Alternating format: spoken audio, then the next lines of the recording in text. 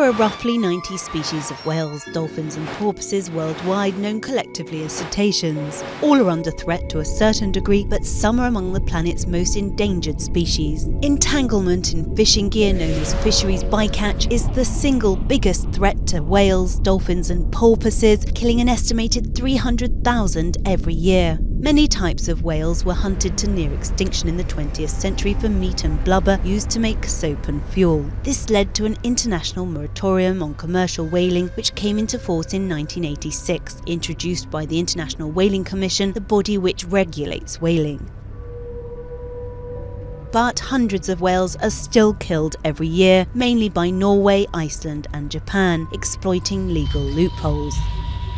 Norway is the biggest hunter by far, netting some 736 minke whales in 2014. Aboriginal subsistence whaling is permitted by the IWC, and 355 whales were taken by indigenous communities in Greenland, Russia's Far East, Alaska and St. Vincent and the Grenadines the same year.